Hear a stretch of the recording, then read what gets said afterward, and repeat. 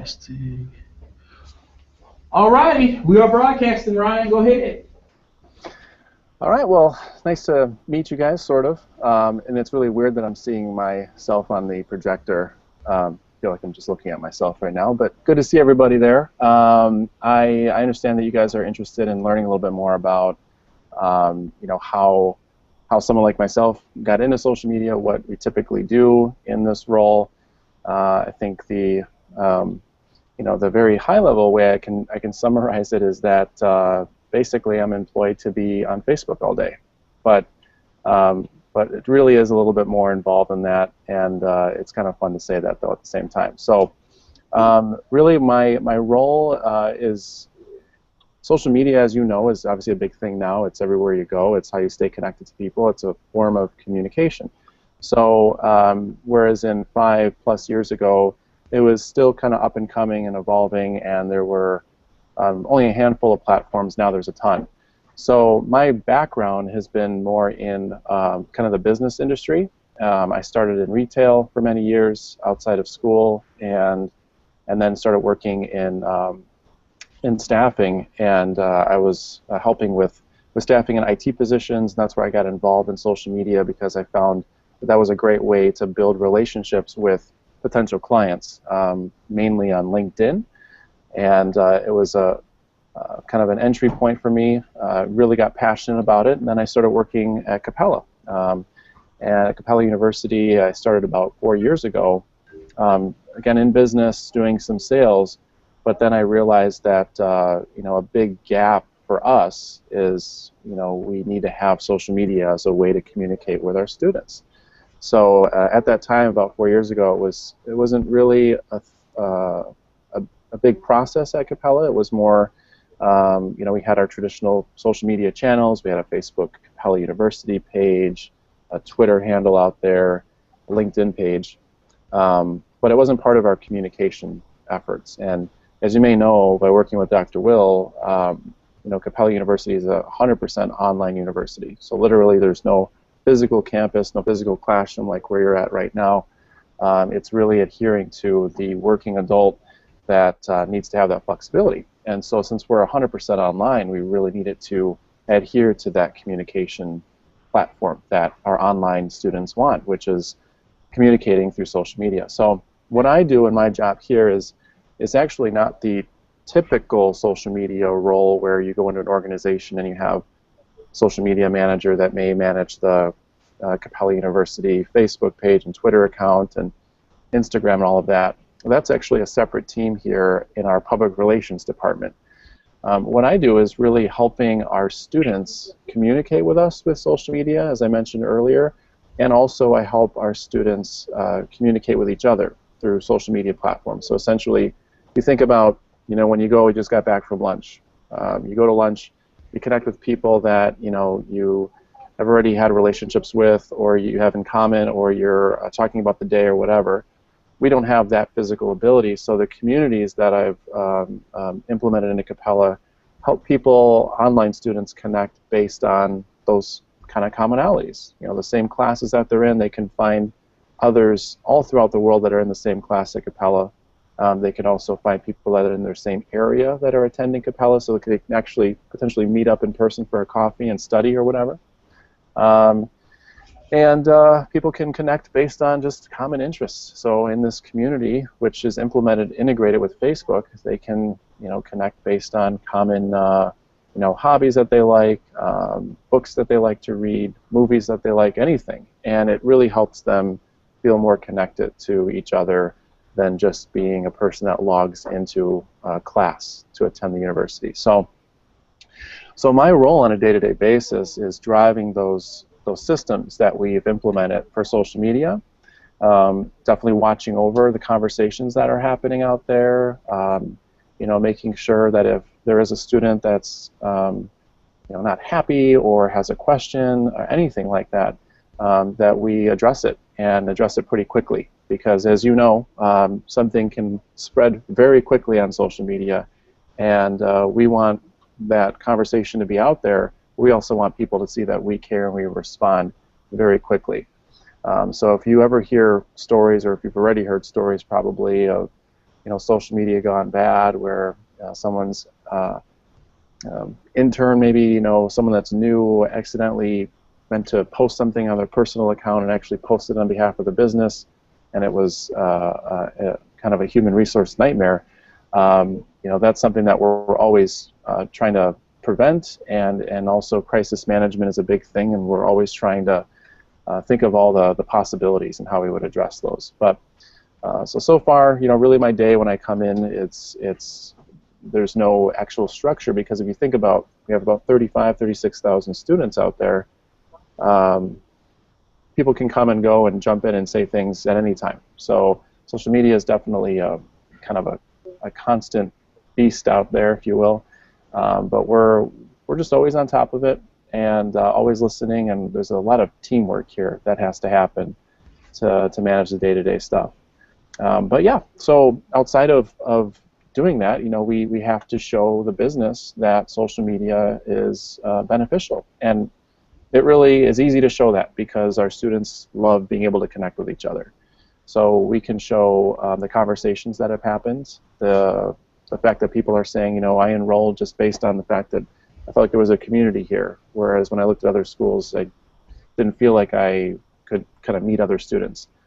But when you work into an organization, different levels of leadership in the organization want to hear different the wins that you're seeing in different ways. So a big piece of social media is being able to assess the data, the analytics, things like adoption rate, things like are the things that we're sharing out there for your students to interact with, are they being well received? How are people engaging in that content? So we have a blog, for example, and we got to know if our learners, if our students, if our prospective students find that stuff useful.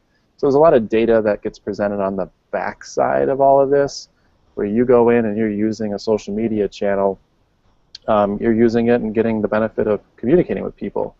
But on our end, we're also using it to see exactly how people are communicating and in what ways, and making sure that we're using the right platforms that are going to give the best experience to our students. And that's probably the last thing that I would talk about as far as my day-to-day job is knowing the audience. This is a big thing in social media. So you can go, if you go in any organization and assume that social media is the same in any business, like for example, if I'm in sales, retail, I need to make sure that we have a Facebook page, Twitter account, Pinterest, all that stuff. It's going to be the same no matter what organization I work in. That's absolutely not true. We've spent years and are always updating this and understanding our students. And our students are working adults. That is a demographic that is using Facebook the most. The younger generation is, Facebook's kind of, it takes a lot of time, it's a lot of effort. I'm going to be on there maybe, but my parents are on there and I don't really want to deal with that. So they may go into other platforms that are less involved, like Instagram or Snapchat, and that's not our audience. So we don't have to, at this point, focus in that area. And I think that's a big focus for anyone looking to get into social media, is understanding that that's what's exciting about it for me, is it's different no matter what organization you're in, and it's kind of like technology. It's always evolving. So just when you think you figured it out, there's more pieces of the puzzle, and you have to kind of rethink your strategy on a day-to-day basis, and it makes it very exciting for people like me in the industry. So I'll finish off with the first 15 minutes giving you some insight on just my outside of work, what I do, and why social media is a big part of my job, because, I mean, in short, it's a big part of my life. So I like being my own personal brand out there. I like involving myself in any new exciting social media accounts that I can find, just to see how they're evolving and how they work. Because a lot of the times you'll find changes to Facebook stem from changes to Google+, or the other way around, or even changes to LinkedIn stem from changes to different social networks. So it's exciting to see new products come out and see how they're going to influence current products.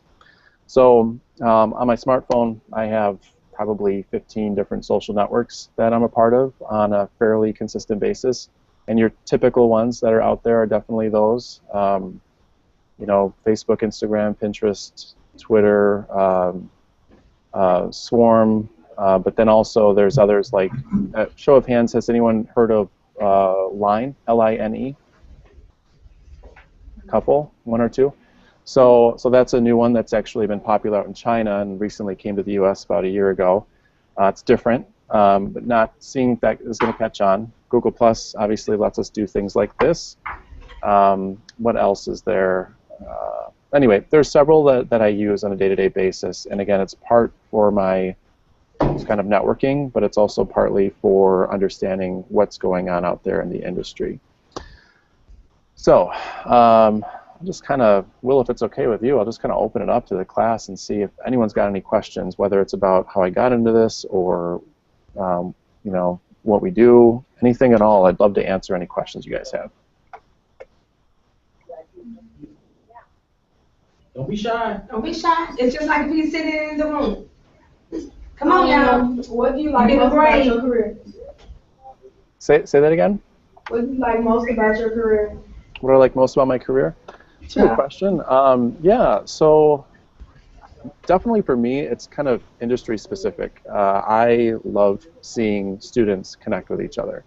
Part of my job also involves traveling, which probably wondering, you know, if you're an online university, what do you need to travel for? But at Capella, and you know, Dr. Will can speak to this too. We have you know, events for PhD students. They have to go and do you know, dissertation retreats all over the U.S. because we try to find different places so we can, you know, have learners that are in those areas meet in person and study face to face. So these are weekend retreats, and I go out to them and meet learners. And I find firsthand, you know, what the gaps are. You know, I feel kind of like I'm out there on my own until I'm at this event. Then I feel more connected. So that's why what we've implemented is bridge that gap where it's really helping the students stay connected with each other. The connections they make in person, they can take it online and stay connected. So I like meeting people and seeing those connections that they make. That's definitely my favorite part. Graduation is another great example. We have 2 ceremonies in person twice a year, and that's obviously the highest of the high. Everyone's super happy. They've accomplished their goals, and I love hearing their stories. What else? Do they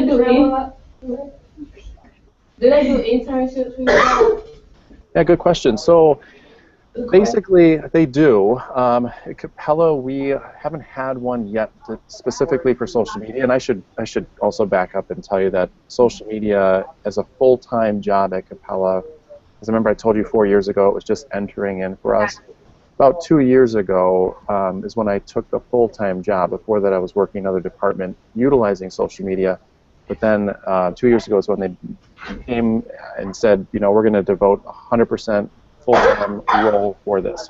So it's still in its infancy stage here at Capella, but I know like our marketing departments, we've had some internships for different initiatives over the summer, and they were, you know, they were college students within their first year just getting into it. And this was great for them because they could get involved with me in social media and understand how some of their marketing efforts, like maybe an email campaign that they were doing to reach out to students about a new launch, how they could utilize social media and utilize the tools that we have in place to reach more people in an area that they're more likely to read than one of hundreds of emails that they're getting every day.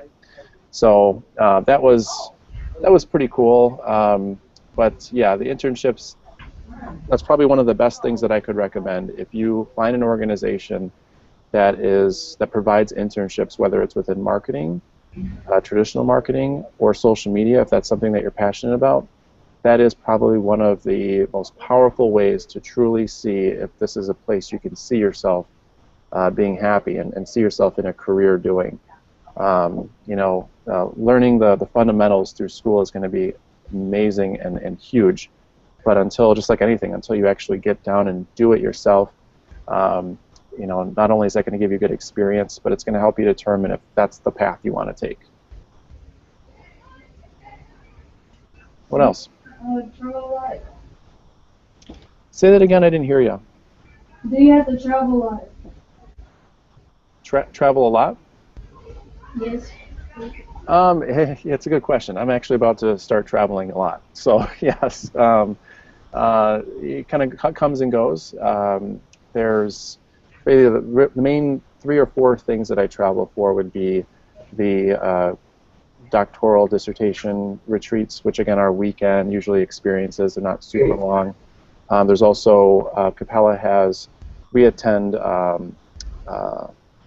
trade show events or conferences where there's an exhibition hall, and there's not only different schools that are there, but there's different businesses there that are part of this conference. So we're actually going to be doing one in a couple weeks for our School of Nursing, and that's going to be in Dallas. And I'll be going out there. This is kind of a fun thing. So we'll be going out there to, we're going to have a booth. It's kind of your typical, like if you think of a job fair or something like that, you go and there's different booths, different companies. I was going to have a booth there. And what we do is we're there to educate the audience, which is about 7,000 nurses from all over the world, about the programs that we offer in nursing. And they bring me out there to kind of connect with more people. And this is what's different about today's world is what we find is you can walk down a hall in a conference where there's thousands of people, and you're only going to likely connect with a couple people here and there as far as picking up a conversation. But a lot of people today, when they attend those conferences, they're online on Twitter, for example, talking about their excitement to be at this conference, what they're looking forward to learning at this conference. And what I do is I jump on Twitter beforehand and I do kind of these searches and see who's talking about these conferences. And I'll start having conversations with them on Twitter about, this is my first time going, looking forward to seeing you there. What are you looking to learn? Just getting them engaged. And 9 times out of 10, after having some type of minimal relationship through a conversation on Twitter, I'll be able to say, hey, when we're at the conference, let's meet up for coffee so I can learn more.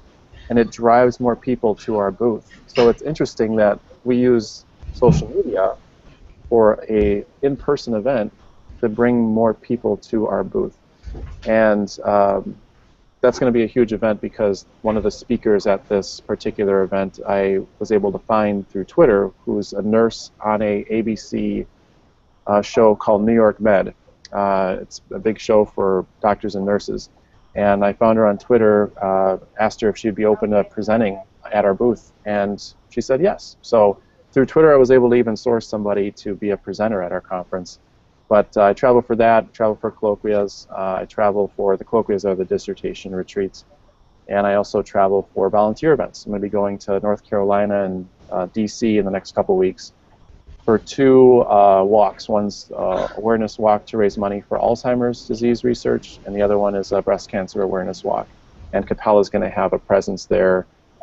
Our local students in those areas are going to walk, and we're going to raise awareness and money for those causes. So it really just ebb and flows with the type of things that I travel for, but every single one of those I'm doing something with social media to show our students online through social media what we're doing out there, how our learners, our students are involved, and at the same time it's building Capella's brand as not just being an online school, but giving back to the community, going to different places, meeting different people. That's basically, I'm the machine behind that. I'm the one that's plugging in all those pictures, videos, figuring out where to post them, and responding to comments that come in about those events. What else?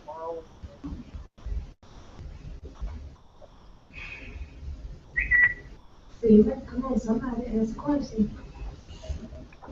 Come on, ladies. Can you repeat that? I couldn't hear. I'm sorry. What do you like least about your job? Speak up, Steven, baby. Speak up. What do you like least about your job? What do I like least? Least about your job. Thank you for asking that question. Good job, Steven. See? I don't care for my boss. He's actually sitting right there. So, no, I'm just kidding. No, I don't know. It's I probably would say the thing that I like least about it is that I wish I could do more. Probably that's the thing that I like least. And what do I mean by that? I think this is anyone that's in this field. You're constantly connect it to what's going on with your school and what people want and what people are recommending. And you have students that say, I wish this was possible. I wish we had access to this. And you can't deliver on all of those. One, because every request isn't realistic, but two, it's time. Not enough time in the day, and that's the way it is for a lot of things out there. But I think that's just it. Is in this role, I'm able to see amazing things happen, and I get to see it in a way that it's not just happening in front of me, but it's happening in front of possibly thousands of other people that could see it because it's on social media. That's exciting, but I want more. I want to see more of that, and there's just not enough time to be able to produce more of that goodness out there. So maybe a little bit of a fluff answer, but it's true. And again, my boss is right over there. So. All right, we have time for one more. Yeah, it's a good questions.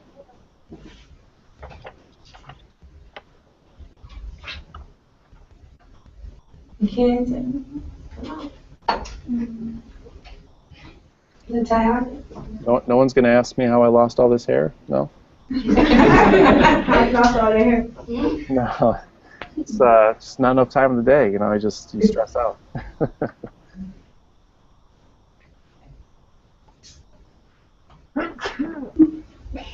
That's it, folks. Anything else? That's what.